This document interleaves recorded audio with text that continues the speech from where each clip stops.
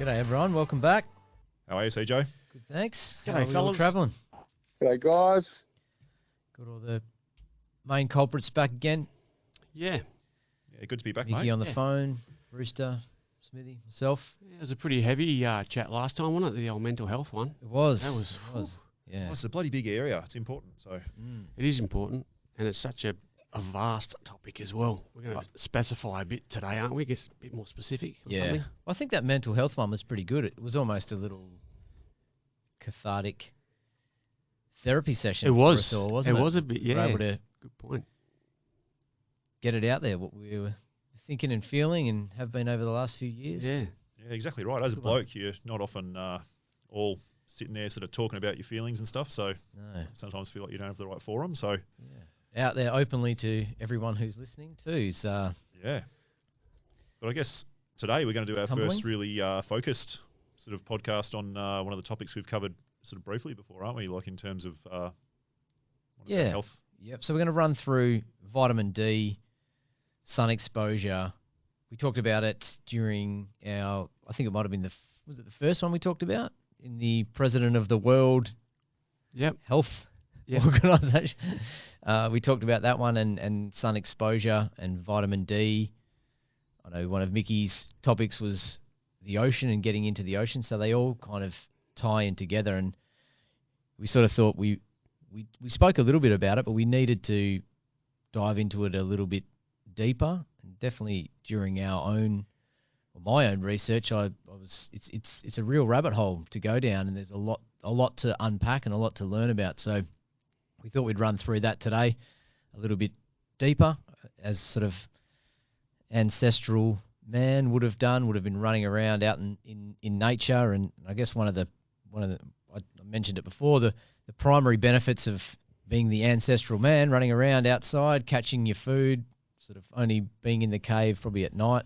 You know, you're outside, spending most of your time in the sun, getting sort of adequate sun exposure, building up some melanin and whatnot. So, Well, yeah. Because CJ, there's a big differentiation there between just vitamin D levels as opposed to like all the benefits that you get out of the sun.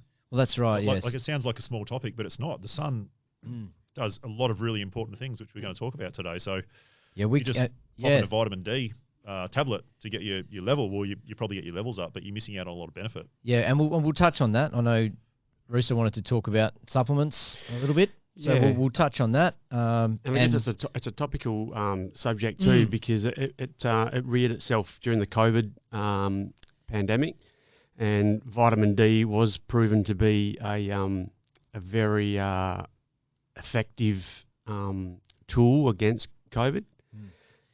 Interestingly, sorry to cut you off there. It's probably something that we knew before, and it's a seasonal thing too, isn't it? You know, you get a lot of colds and flus in the winter when vitamin D is good for your immunity. In the wintertime, less sunshine, and another benefit of the sun is it's antimicrobial properties. You know, it's killing a lot of viruses. So when there's not a lot of sun around, viruses can proliferate, and also less sunshine for our vitamin D and our immunity. Yeah, sorry to cut you off there. No, that's all right, mate. And yeah, it just seemed a little bit the whole policy around COVID was in reverse, really, with regards to getting sunlight and locking people in their homes and keeping them out of the outdoors.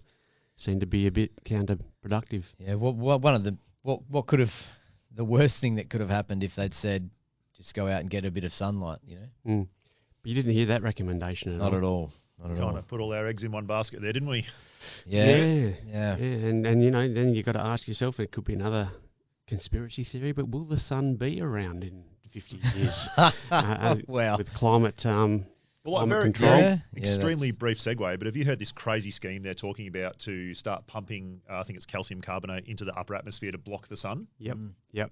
Well, Bill Gates funded some sort of experiment. I can't remember which country it was. Might have been in the Scandinavian countries, and Yeah, it was it is. withdrawn.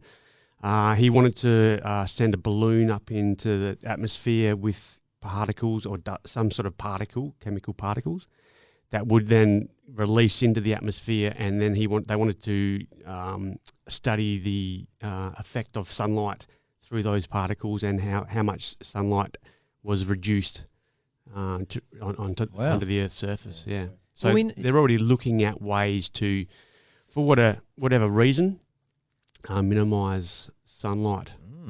Well, I'm going to do my best to persuade people that that's a terrible idea today, and all the benefits of sunlight. Yep, and right on. vitamin D that goes with it. So, what about you, Mick? You've had a bit of a flu lately. You've been getting out in the sun? Well, I haven't in the last sort of 4 or 5 days because we haven't had a lot of sun. But yeah, it's a topic that's pretty important. You know, I'll be looking to sort of touch on some stuff today in relation to the instance of low vitamin D in disease progression in cancer and things like that. And that's how important this is. So I haven't managed myself the last few days, mate, but we've got the sun coming out from tomorrow, and I'll certainly be getting out there to top up. That's for sure. Good. Sunny Queensland. Well, I guess, Mickey, one of the good things is, as some people might know, vitamin D is a fat-soluble vitamin, so we can store it in our body and then release it over a longer period. So if you're getting periods of 4 or 5 days where you've got no sun, as long as your levels are good, it should be no dramas. Yeah, absolutely. Absolutely. So, Smitty, sorry, you go, mate. You go ahead. You go, mate. So, Smitty, with that absorption and holding it in the fat cells, was that so over the summer period you absorb that vitamin D, and then during the winter period, those stores are then utilised during the winter period when there's less sun. Is that how it works? Exactly, yeah. So your fat-soluble vitamins, A, D, E, and K, they're the fat-soluble vitamins that we have in our body. They're the ones that we can store over a longer period, and we can release them as needed. So I think we can sort of store up to about 6 months of vitamin D in our body, and it's obviously designed to get through those winter months, especially in parts of the world where it's a lot less sun over winter, get into those higher and lower latitudes.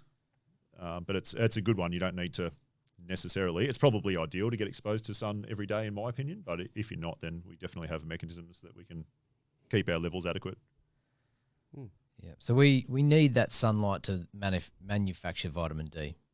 Yes. You need to get out in the sun. So vitamin D, it's an essential hormone. It can regulate our cell growth, prevent a host of illnesses. So I'll just touch on a little bit of physiology maybe or mechanics of it, and then we won't go so deep. But so essentially within our skin, we have sort of little enzymatic biofactories sort of that convert our cholesterol to vitamin D. So when the UVB rays hit our skin, the cholesterol, we can go down a cholesterol rabbit hole and why it's been demonized, and we need it. If we don't have cholesterol, we die, right? So, but the cholesterol is there. It converts to vitamin D when the UVB rays hit our skin. So that vitamin D has a kind of central role in metabolizing calcium, improving absorption of vitamin A and C you were talking about, gives us strength, builds our immunity.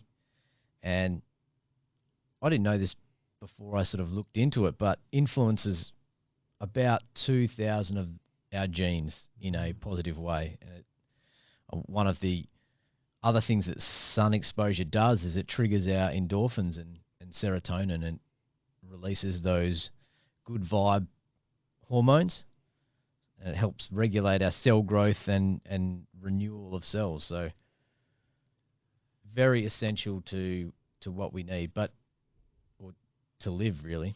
So we can probably talk about safe levels of sun exposure, because obviously we don't want to burn, and we know that getting too much sun and burning is a bad thing. I guess we should make that clear as well to anyone listening that we're not here advocating going out in 40 degrees on a hot summer's day in the middle of the day and frying yourself. We're talking about just safe exposure.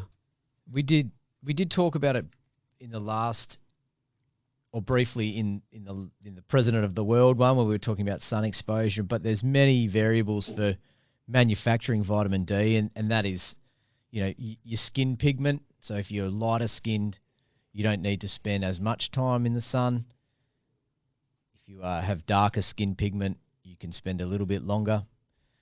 As ancestral man, or you're looking back previously, people with darker skin pigment would have been sort of around the equator in sort of hotter environments, and it's an adaptation for living in those environments. So obviously it's an adaptation so that you can live in that environment. Yep. So time of day, obviously we talked about that. If you're going out in the sun, you don't want to go out, especially in the Australian summer, 40 degrees in the middle of the day. You're gonna burn very, very quickly. The latitude, the reflection of the sun off the earth is another one. If you're on the beach with the white sand, it can reflect off you on the ocean as well. Yeah, and pollution's another one. We talked about sort of, blocking the clouds, which seems a little bit futuristic, but, if you are living in an environment where there's a lot of pollution, some of those UVB rays can't get through to hit our skin and turn our cholesterol into vitamin D. And a really good point with that, CJ, that you bring up is obviously the sun going through the atmosphere and how we can lose the effect of the UVB. Well, if you're getting out early morning and late afternoon, you shouldn't really be getting any harmful UV rays if you time it just right. So sunlight has some amazing health properties, which I'm going to talk about maybe a little later. But if you want to sort of get all the benefits of the sun with none of the negatives, I'm not necessarily talking about UV here. So as you touched on, we need UVB to make vitamin D, UVB contact with our skin. But there's some other really good health benefits with the red light and the near infrared light spectrums within sunlight that you can get early in the morning and late in the afternoon, essentially risk-free, because your UV is getting filtered out when the sun is low in the sky, and you're not getting that negative. So, can I pause you there, and then you can come back? Yes, because that's a good point. Sort of the window of opportunity to get vitamin D, sun exposure, or vitamin D from the sun. The UV index has to be above 3. Below 3, you're not getting the UVB rays. The sun has to be at a 45-degree elevation. So any lower than that, see, we're talking the rays can't get through. And like you're talking about there, Smithy, that's usually in the morning and late in the afternoon, obviously when the sun's rising and setting. And that's typically between sort of 10 and 3 p.m. for us in Western Australia. Might be a little bit different Queensland, where Mickey is. It's a little bit closer to the equator, so things are a little bit different. But so to avoid that burning, if you're going to be in that window of opportunity, you probably only want 10 to 20 minutes. And outside of that, there is still benefits, but I thought I'd jump in there because that was kind of a good segue to talk about when the times that are appropriate to get large portions of our skin exposed to the sun, and then you can give us our benefits there. Well, just on that very briefly, if you want a good rule of thumb about when it's safe to get sun exposure without the UV, I came across a study, and it's basically saying that if you're outside in the early morning or the late afternoon and your shadow on the ground is taller than you physically are, so if you're 1.5 meters tall and your shadow on the ground is longer than 1.5 meters, or if you're 2.5 meters tall, if your shadow is longer than you are, you should be safe for UV exposure. So it's a safe time to be outside. So you can get that's a good rule of thumb. Your red and your near infrared light and all the amazing benefits from the sun without the risk of UV, because the sun is traveling through so much atmosphere because it's at a low level that essentially that UVB is being filtered and blocked. Yes. So it doesn't matter where you are in the world, that rule should hold true. Yeah. So after that period, we're getting the UVB, and that allows us to develop our vitamin D. But before that, like you were talking about, there is benefits to that early morning and late afternoon sun exposure. There is amazing benefits. Are you going to get? So I'm putting you on the spot there. Or you got some? No. Cool, this is great. Yep. So we've obviously got all these therapies that you can go and get now. So you can go and get red light therapy or photobiomodulation, or all these sort of cutting edge techniques which can help with elite athletes in performance and wellness and longevity. But we can get a lot of these benefits from the sun. So when you look at sunlight and you break it down into spectrums, the really beneficial spectrums are your near infrared and your red light for a whole range of things, and that's 34% of the sunlight that you get. And if you go out in the morning, then you get all those benefits with none of the UV. And some of the benefits you can get, and the first one is counterintuitive, is that near infrared and red light actually fights skin aging and wrinkles. Not UV, but near infrared and red light. It reduces body fat. It increases muscle protein synthesis and lean muscle. Making muscle. It increases your strength and endurance. It decreases chronic inflammation, and it helps with wound healing and bodily repair. So, like, that's free from the sun. You can go out in the morning and the late afternoon and essentially get that for free. Yeah. Imagine if you came up with a pill that did all those things I just listed. You'd be a multi-billionaire. Yeah. You would be a made man. It'd be like the person who invented bloody Viagra. Yeah. It's free for all of us to go in the sun, and we're also shit scared of the sun because we've been fucking made to be terrified of it because we're going to get cancer. And imagine if going out in the sun gave you a boner. Like the Viagra, you'd be laughing. Mate, it probably does. I think I've read somewhere about testosterone, so who knows? It increases those good vibe hormones, doesn't it? Yep. Serotonin, endorphins, you go out and you just feel it. You feel better in the sun. And there is a reason why they have the seasonal affective disorder. Yeah, because you need the sun. It makes you feel good. You get your shirt off and you go out in the sun. You love it. You never have your shirt on in the summer, Rooster. And the last one I'll say about this awesome near infrared and red light is that it can decrease DOMS. Oh, there you go. So for all you guys that love a workout, delayed onset muscle soreness. The first or second day after a hard workout. There are a lot of elite level athletes now who've got these devices. Usually it's a laser or an LED light that emits a certain spectrum of light. So it's usually in the 600 to 900 nanometer range. And if you say you're going to do a leg workout, say you're going to blast your quads and your hammies, if you run over your legs beforehand and afterwards with near infrared and red light emitting devices, you can dramatically reduce DOMS. Wow, that's amazing. Yeah. Don't hear about that, do you? No. That's incredible. Some elite sporting teams will be using that for sure. Absolutely, yeah, for sure. Free from the sun, baby. Yeah. So touching on sort of what we were saying earlier, guys, if we know the sun and we know vitamin D absorption from the sun is such a powerful component of having, I guess, your health, why is it that we feel people are so afraid of the sun?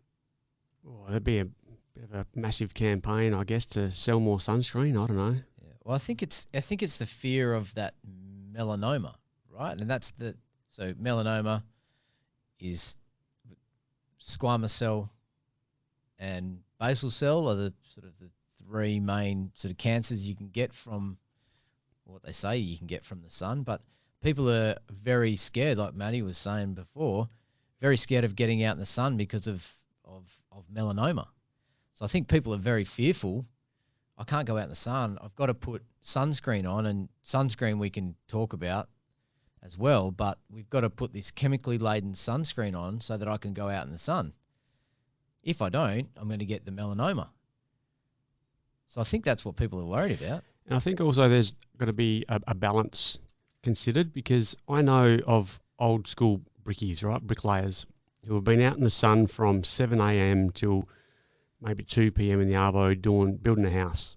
And they are riddled with skin cancers on their face. They've lost parts of their nose, parts of their ears. So there's no denying that the sun can have an impact on your skin at that level. Definitely. But I guess what we're talking about here is a long-term exposure in one day, over a week, over a month, and particularly in the summer months in Australia. A brickie is going to be so exposed, overly exposed to the sun, that's going to enable these cancers to develop. But here we are talking about exposing ourselves to sun for health benefits in those safe periods. And I guess safe is the right word. Yeah. That's exactly right. Safe periods. We definitely don't want to burn. That's No. right. And I guess a brickie is going outside, or someone that works out in the sun on a daily basis for weeks on end, is going outside of that safe range on a regular Yes. basis, therefore putting themselves under more. Yeah. And one of the things I read was that sunscreens don't block the UVA rays, and they seem to be the ones that cause the melanoma. Yeah. Well, an interesting fact, though, if we're talking about cancers and so on, as I was looking into a bit of stuff, I was trying to ascertain how many IUs or international units the Australian sun gave over a certain period of time, so I could receive the maximum amount of dosage of vitamin D. And when I Googled it, good old Google. It's your first mistake.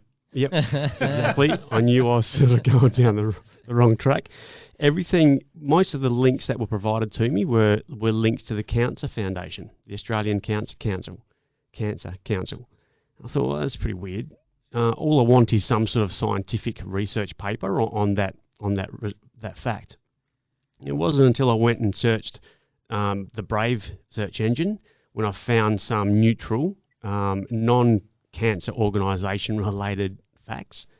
I found that quite interesting, and Google, that sort of blew me away a little bit. One of the I would probably say the greatest website you can go to about sun exposure, skin cancer, and the issues that sunscreen causes, and there are various, is the Environmental Working Group. I'll look it up.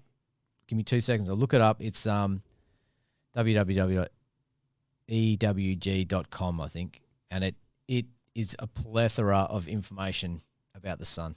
It's a great one. Yep. Real good. Isn't it amazing that one of the side effects of using too much sunscreen to avoid skin cancer is getting cancer? Yep. It's crazy. Yeah. It's crazy. Yep. Well, I mean, and there's been, I read somewhere that there is a reduction in our population's vitamin D count in our bloodstream because of excessive use and of sunscreen, and also of the really, really high SPF rating of sunscreens. I mean, I think now in Australia you can get 50 plus SPF rating. So the higher that SPF rating is, we're smothering ourselves with this stuff. It's preventing us from absorbing vitamin D. And so I just thought in preparation for this chat, I thought I'd bring in my my old surfing sun cream tube. And I just wanted to have a look at the active ingredients in it. Now, bear with me because I might not be able to pronounce most of these long words. But there's active ingredients are octocrylene. Bad one. Butyl methoxydibenzenyl methane. Zinc oxide. 4-methylbenzyl iodine, camphor. It also contains phenoxethanol. So I guess ethanols are alcohols.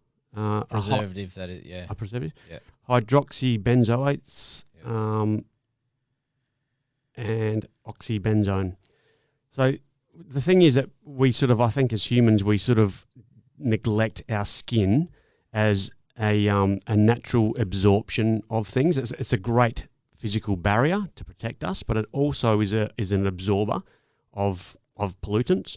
So with all those ingredients there, could you imagine putting that into a cup of water and drinking those? Yeah. Because They're not natural at all. You'd absorb them by consuming them. In effect, we are consuming them through our skin. Yes. 100%. Interestingly, that Environmental Working Group, so it's .org, EWG.org, is a real good one for safer guide on sunscreen. So all of those ones you listed there, so benzene, oxybenzone, homosalate, octocrylene, they are hormone disruptors, endocrine disruptors, and they have nanoparticles that cross the skin barrier.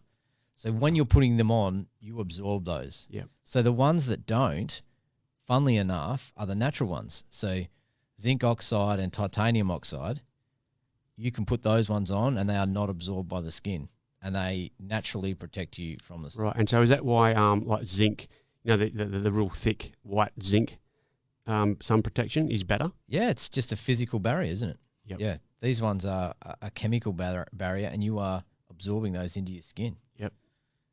Yeah. Wow, that's so amazing and Yeah. scary. Very scary. Yeah. And we're putting those in on our kids' skin. Yep. Can you get are there natural sunscreens? I know my Yep. wife once bought a tube of avocado. Yeah, that's a good one.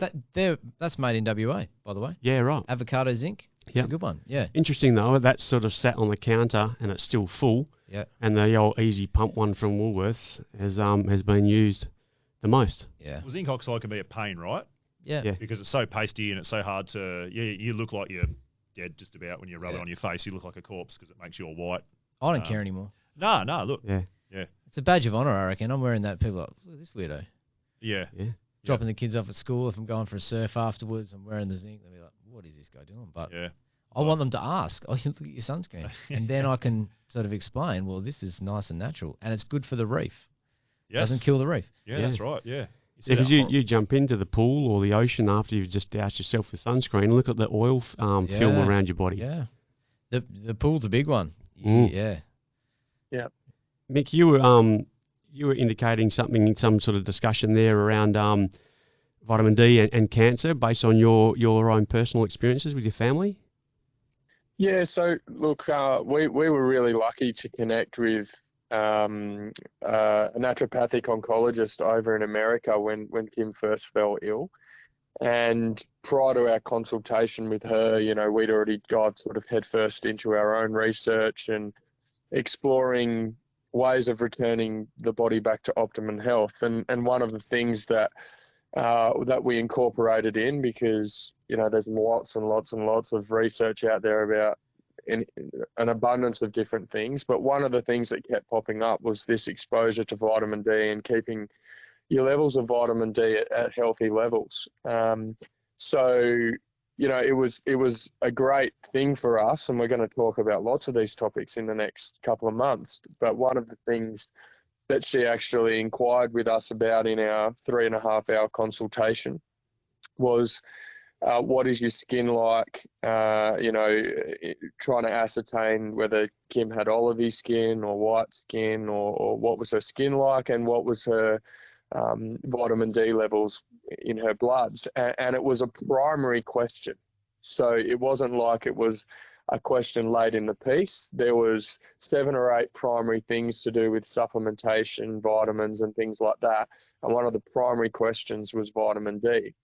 And she went on to explain that those with healthy levels of vitamin D were less likely through, and there was a number of studies that she sent over to us on this, but they were less likely to have cancer progression, or they seemed to get more favorable outcomes than those comparatively with low vitamin D levels. So, we're talking about something here that is very, very powerful. And so what we implemented into the daily, I guess, routine for her over the next period of months was she would actually, in the morning and in the afternoon, and so around those times you guys have indicated, she would go out in the garden, and she would have full sun exposure. So she would just lay out there just on a towel with nothing on. She'd probably kill me for telling everyone this. Thankfully, we had no neighbours that like to peek over that we know of.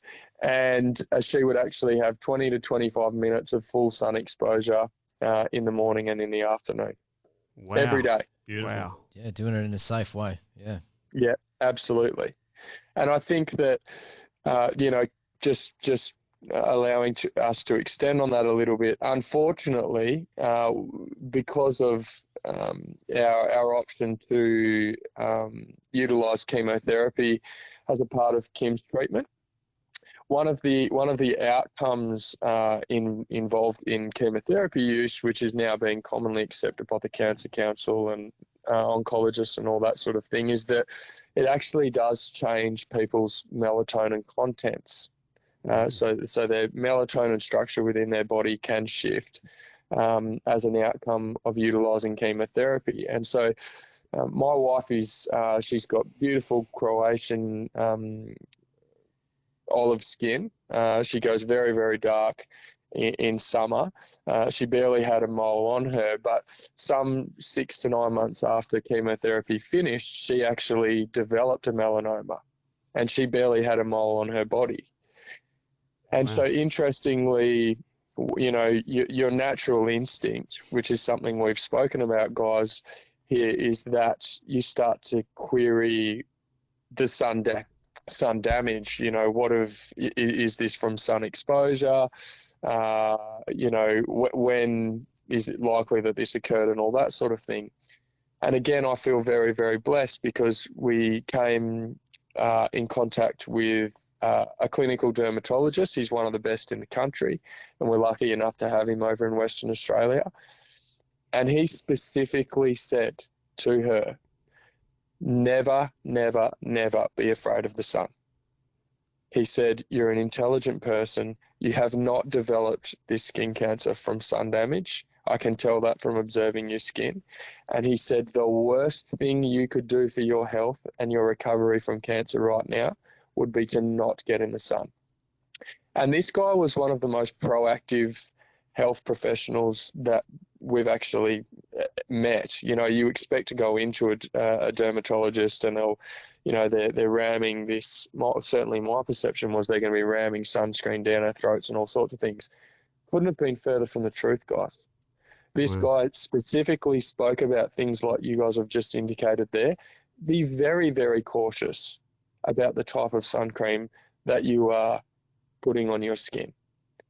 Utilizing a high zinc sunscreen with, you know, minimal other chemicals was his suggestion. And he specifically says every time she goes back, which is 3 monthly, do not be afraid of the sun. Get out and get yourself vitamin D every day. It will be one of the number one things at stopping cancer progression. And I thought that was amazing coming from someone like that.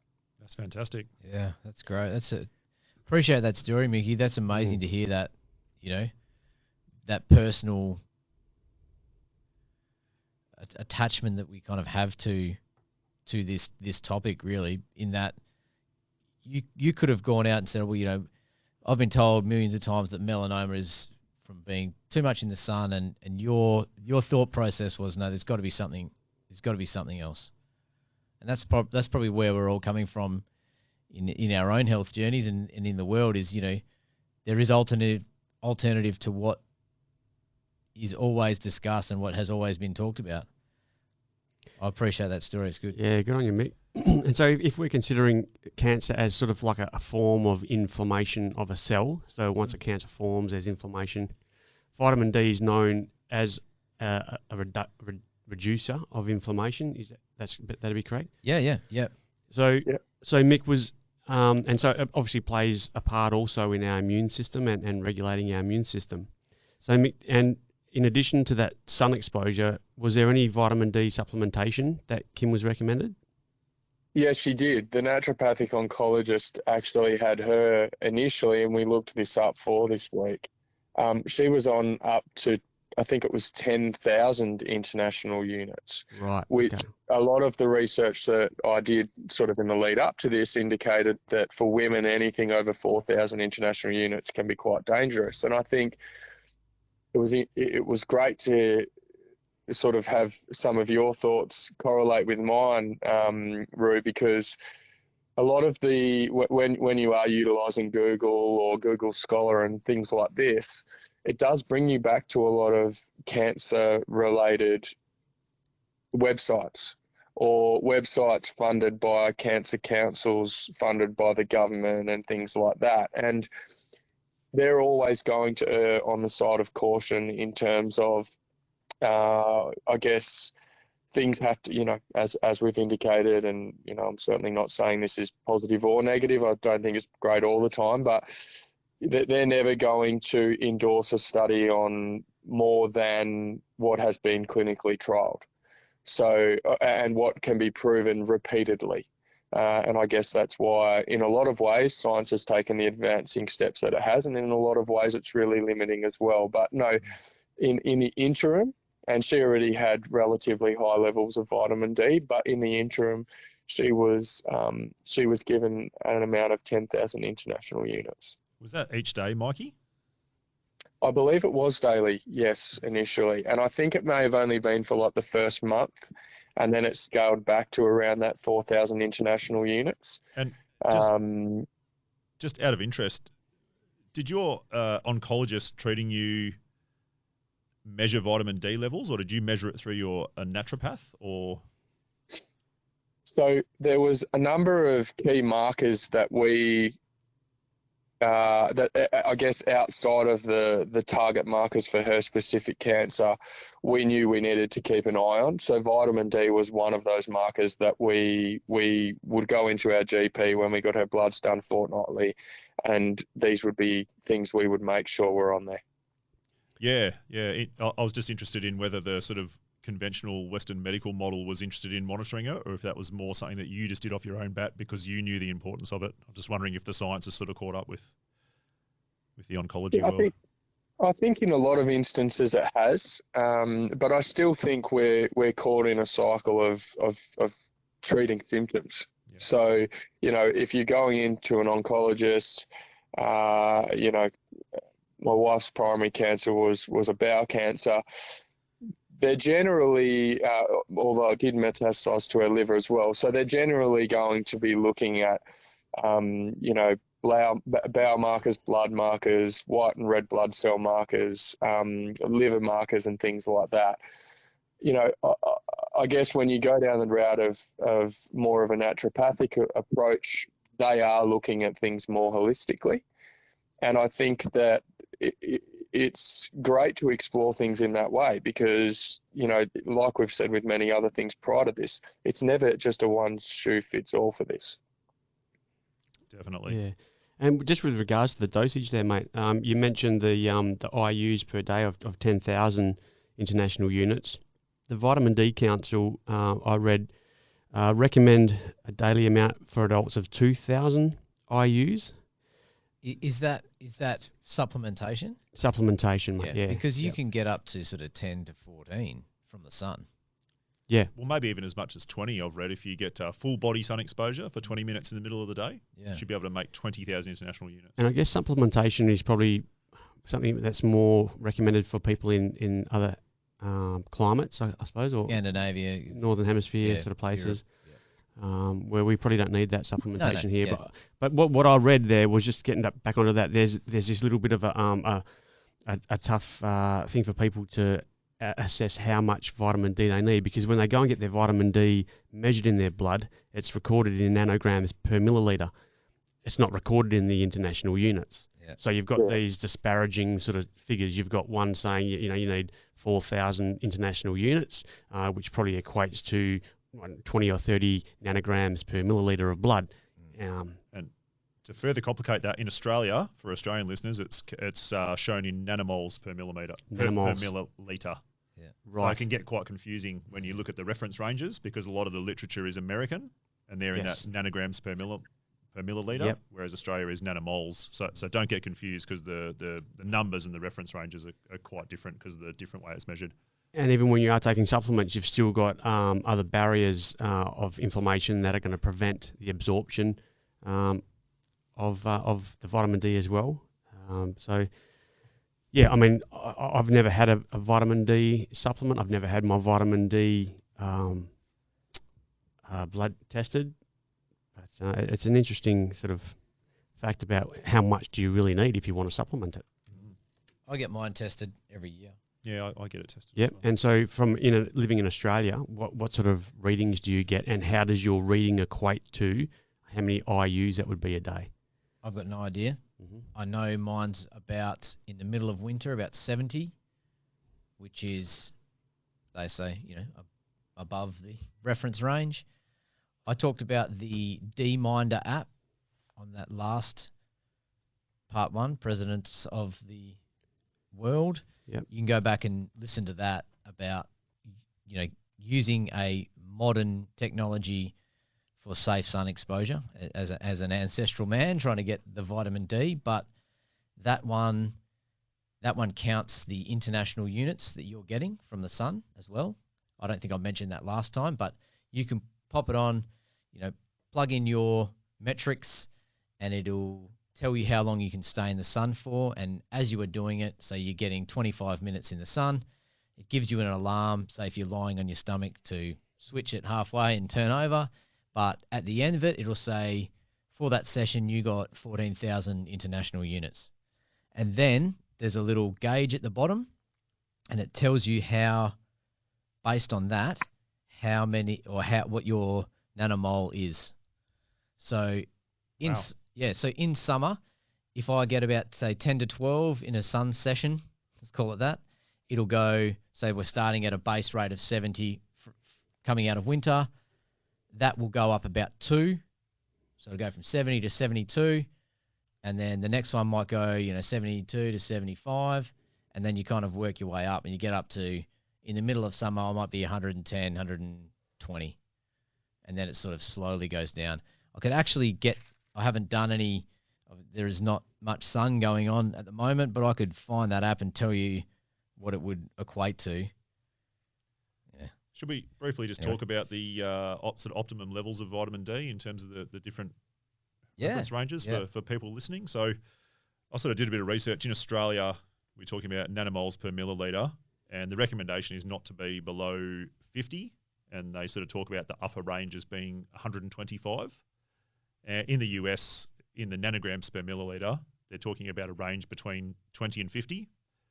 However, if you look at a lot of sort of functional practitioners who are more in the wellness space, a lot of them are recommending a higher range. So they're sort of talking about 60 to 80 in the American nanograms per milliliter, which equates to sort of 150 to 200 nanomoles in Australia. So if you do look at people that are in those highest levels of vitamin D when they get their bloods tested, then they certainly see lower levels of sort of cancer and autoimmune disease and stuff like that. So I think testing is really valuable. Yep. I think a lot of GPs are really open to doing a vitamin D test for you now. And I think if you go in with some knowledge and you can back it up, and hopefully that's what this podcast is doing, we may talk about, we could probably do a whole podcast on blood work and 100% things to ask for, and you can go in and you can get them for free.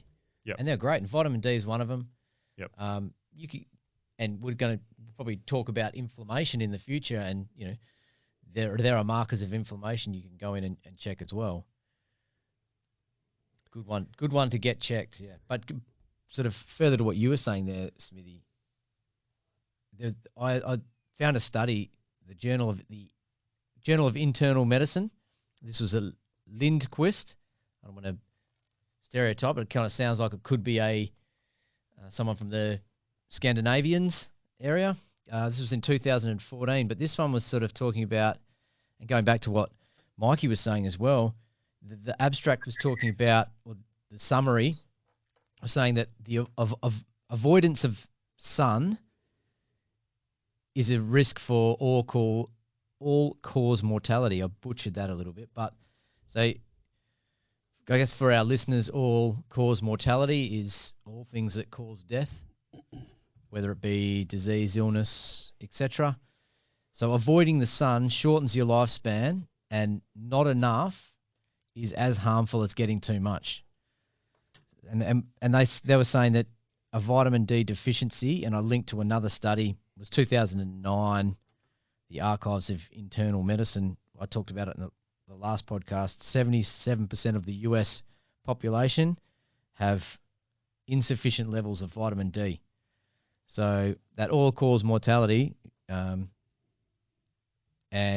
having a vitamin D deficiency is linked to about 17 different cancers. Wow. Yeah. It was quite an interesting study. Yeah. It's really important, isn't it? It's really important. Mm. Yeah. So what if some listeners out there, if they went and got their blood tested, they got a nanomole per litre reading. I've just tried to have a look at a conversion from nanomoles per litre to international units. I guess a GP or a person testing might be able to give that patient advice on how would that convert to, if that person wanted to supplement, how many IUs that would be.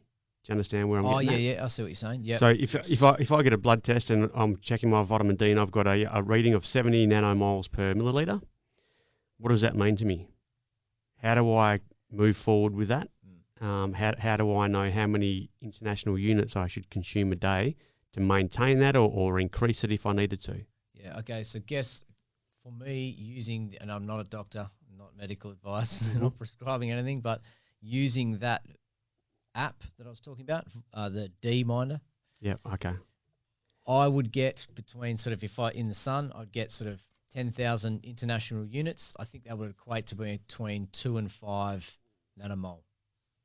Right. Yep. Yeah, there is a formula that you can Yeah, use I'll for bet there is, supplementation. I don't have it off the top of my head, but I would go one step further and say if you go and get your blood tested and say you came out at 70 nanomoles like you're talking about and you wanted to increase it, I would say get some more sensible sun exposure because the great thing about getting it from the sun is that you can't overdose on it. Yep. Your body is not going to make a harmful level of vitamin D. Whereas if you supplement and you start taking like a crazy amount of vitamin D for an extended period of time, it can become harmful and you can get disruptions with your calcium balance and some other things. There can be some kidney damage. Can be some kidney damage sort of downstream from that. So, Right. Okay. whereas if you get it from the sun in a safe manner, and just to reiterate, we're not talking about getting burnt, it's completely safe, it's free, and it gets you outdoors. So, And what about for the punter out there? What about their nutrition? So what about obviously sun can help us out. What about food? Supplementing with food or the food Or that just you the eat food that causing you damage? eat. So so maximising our vitamin D intake through our nutrition. So what foods can we eat that can increase our vitamin D? So like I know salmon, so like your fatty fishes, are really high in vitamin D. So if someone's incorporating salmon on a regular basis into their diet, I know. How high is it? Because I know that mushrooms. so mushrooms are quite high. Your highest out of all your food sort of sourced ingredients is cod liver oil. That's right. Yeah. Cod liver oil is super high. Yeah.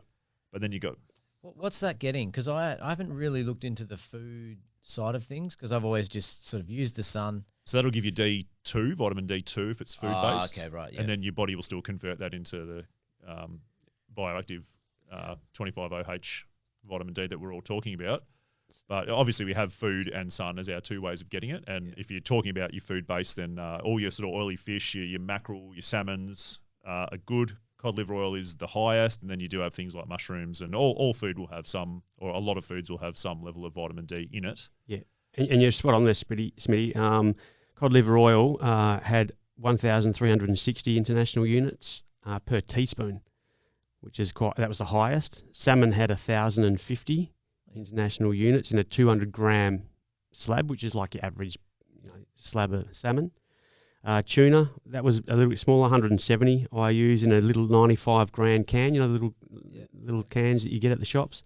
And there are other foods like sardines, milk, beef liver, egg yolk had some, but they were minuscule amounts. Yeah. So your big one would be, and I don't know, I didn't really look into eating just cod liver. I know that's, we've spoken about organ meats before, where the cod liver would provide the same vitamin D provision. It's probably, if you look at it ancestrally, during the winter months, we would have probably fished for those things. Yeah, definitely. And got that extra vitamin D that we needed during the winter when there wasn't an abundance of fruit and things that we could just pluck off the tree and some hunting. Yep. Winter months, you sort of bunker down. Yeah. Yeah. Go fishing, catch the fish because the other things sort of aren't available. Yeah. It's more of a seasonal thing. Eating seasonally helps. Definitely. It's the ancestral man, doesn't it? And also, I guess, with vitamin D being a fat-soluble vitamin, obviously fatty... Being stored, yeah. And your fatty acids like your cod liver oils and things like that, that's in those oily fish which are high in fatty acids, that's probably why you're going to get that high sort of vitamin D level. And maybe we would have sort of tended to eat more of that in winter, like your high-energy sort of fatty foods when you're trying to fight off the effects of the cold and get your high-energy load and things like that. Isn't it amazing? So nature, in its own way, was providing us with vitamin D in those ancestral times. In the summer months, we were outdoors a lot more, getting vitamin D from the sun. In winter, it might have been darker, shorter days. We weren't out in the sun so much, but we were getting that from nutrition like those fatty fishes. So just by nature, in our ancestral days, we would have been receiving adequate amounts of vitamin D just by living. Yep. Yeah, just by spending all day outside in the sun. Yep. And eating. And eating natural food. Yeah. Yep. Regulates our immune function. So probably viruses and illnesses we kicked maybe a little bit easier back in the day, you know? Yeah. Super important for immune function, isn't it, vitamin D? And you Kept touched down on it inflammation. before, And CJ, one study, if you spend all day outside in the sun on a regular basis, that will increase your serotonin levels 8 times, 800%. wow. Do SSRIs, are they that effective? I don't know. Yeah. So if you want to feel happy, Yeah. look good, get a bit of a tan, Yeah. have great immune function, make Get a bit out more the sun. muscle, burn a bit more fat, Yeah.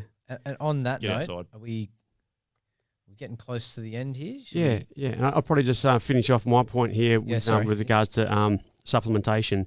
If someone just says, cod liver oil, I'll go out and get a tub of that from the chemist to get my vitamin D levels up. They also need to be aware of things that are going to prevent that absorption. So already, if they're deficient, if a person has high inflammation, so like arthritis, bursitis, or anything with inflammation, That might be a good topic for the next podcast. for sure. Even any gut damage, so like antibiotics, if they've been on antibiotics, even being old, obese, and insulin resistant, they're all going to affect that vitamin D absorption. So it's not just a matter of going out and thinking, I'll just pop some cod liver oil pills and I'll be right. There are other factors that are going to reduce that absorption of the vitamin D that you might need to consider before you. That's a great point, Roo. Yeah. Yeah, that's a really good point. And that's where testing probably comes in, I think, as being so important. We're all different. We're all individual in our, biochemistry and how we process all this stuff. So go and get a test. It's real cheap. Yeah. Even if your doctor won't give it to you, you can pay for it yourself. There's companies in Australia like iMedical and iScreen. You can go and get your own vitamin D test. Very inexpensive. Probably cost you $40. Yeah. So, Nick, you got anything to finish off there, mate? I think just in terms of the ranges you said earlier as well, just remember that anytime you receive your blood markers back, they actually give you a healthy range for most readings. So that'll actually flag if you are under or over in particular things, and that's something that you can then speak to your GP about. So the way that information's presented, you can actually read it quite easily these days. That's a great point, mate. I forgot about that. Yeah, they do give you that little range, don't they? And then to the right-hand side is your result. And you Absolutely. can compare it to the range, yeah. Yep, cool. shoot for the top of the range. Good call. I guess a few takeaways today will be making sure we're getting safe sun exposure. You can utilize some apps that we've talked about, but making sure we don't get sunburnt. Getting out in the morning and evening for the benefits of sun exposure, and then sort of in that window of opportunity, making sure we're getting some sun exposure for vitamin D. Using a natural-based sunscreen, I think, was another one where we discussed, sort of zinc oxide or titanium oxide, one of those ones. But the ones you read out there, Rooster, we can't even pronounce some of those. And we're putting those on our skin, and the nanoparticles are entering our skin and causing all kinds of hormonal disruption. So, yeah, don't be afraid of the sun. Obviously, be wary. We don't want to get burnt. Be smart about it. Have some safe sun exposure. And we're getting all the benefits, the serotonin, the vitamin D benefits, and everyone hopefully would be in better health. Cool. Yeah. Let's go to the beach. Interesting. I'm going out to get some sun right now. Yeah. Beautiful. Right, guys. Till next time.